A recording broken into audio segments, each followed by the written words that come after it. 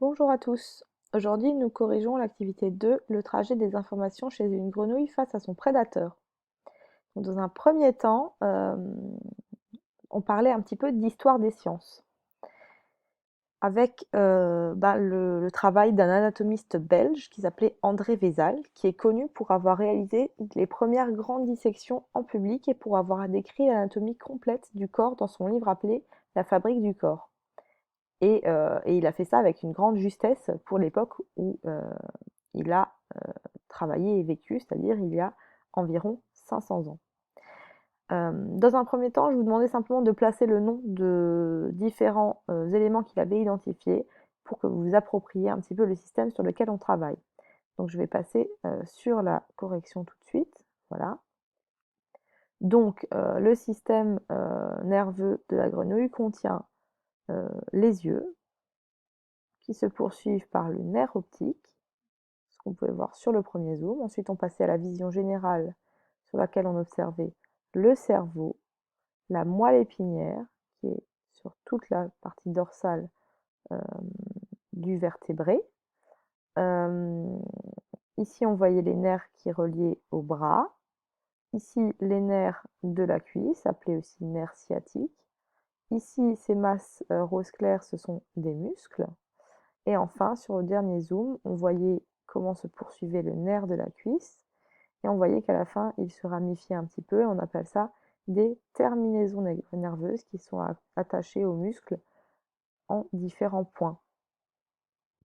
Ensuite, deuxième partie, on rentre dans le vif du sujet, une grenouille face à son prédateur. Donc, on est face à une grenouille qui est effrayée par l'arrivée d'un prédateur et qui s'enfuit. Et le but de cette petite animation que je vous demandais d'utiliser, c'était de voir ce qui arrivait à la grenouille lorsqu'on effectue différentes lésions, c'est-à-dire qu'on blesse différentes parties de son système nerveux, des parties qu'on vient d'ailleurs d'annoter sur le schéma du document 1, enfin sur la photo d'ailleurs. Nous voilà donc face à cette petite animation.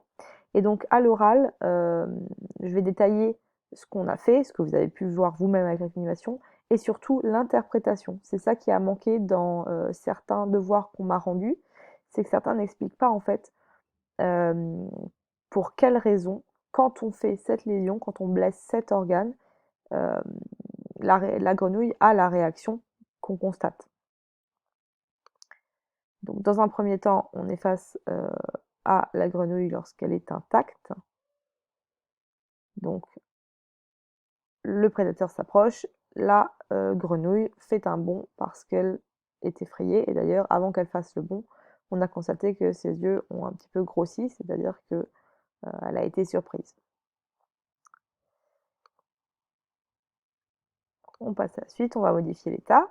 Et donc là, vous choisissez l'endroit où vous voulez effectuer une lésion. Donc on va les faire peut-être dans l'ordre, hein, tout simplement. On commence par le nerf optique, ici. Quand le nerf optique est sectionné, la grenouille n'effectue pas de bond, son œil ne grossit pas. La raison à cela, on va revenir à chaque fois sur le schéma du document 1, c'est que le nerf optique, c'est la partie qui relie l'œil au cerveau. Donc la grenouille, bien que son œil soit fonctionnel et qu'elle voit le prédateur, l'œil n'est pas dans la capacité d'envoyer un message qui va arriver jusqu'au cerveau.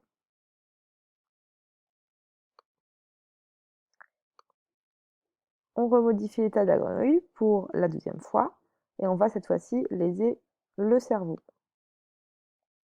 Donc on a le cerveau qui est détruit, on joue la scène.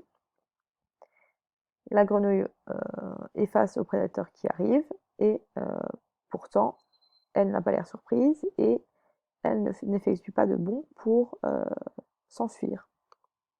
Dans ce cas-là, on a lésé le cerveau. Et on se rappelle que la semaine dernière, on avait vu que le cerveau, c'était le centre intégrateur.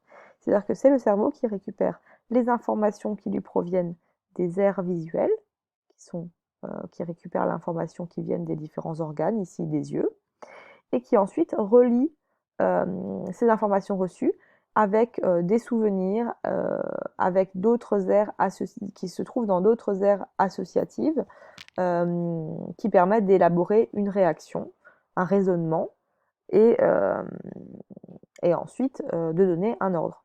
Donc pour l'instant, si le cerveau est lésé, tout ce mécanisme d'association d'informations et de raisonnement ne peut pas être effectué. Ensuite, on passe à la lésion de la moelle épinière. Donc c'est ça la moelle épinière. On clique n'importe où dessus. Voilà. La moelle épinière est sectionnée. Dans ce cas, encore une fois, le prédateur s'approche. Là, on voit quand même que la grenouille montre un effet de surprise puisque son œil grossit. Et pourtant, elle ne s'enfuit pas. Pour quelle raison? Eh bien, on a coupé ici la moelle épinière. Donc ça veut dire que l'information est arrivée aux yeux, l'œil a pu transmettre cette information au cerveau par le nerf optique, le cerveau a pu effectuer son rôle de raisonnement, l'information a commencé à suivre son trajet dans la moelle épinière, mais celle-ci a été sectionnée, donc l'information, elle s'est arrêtée là. Et on passe à la dernière lésion, celle du nerf moteur. Le nerf moteur, c'est celui qui relie la moelle épinière au muscle, donc il est là, voilà. Dans ce cas, la grenouille voit le prédateur s'approcher, elle est surprise, son œil grossit, et pourtant, encore une fois, elle ne s'enfuit pas. Et cette fois-ci, on est dans un cas, je ne vais pas répéter tout ce que je viens de dire, hein, mais l'information arrive, elle transite par le cerveau, par la moelle épinière, mais son chemin est arrêté vers ici, juste avant que le nerf sciatique, le nerf du membre inférieur,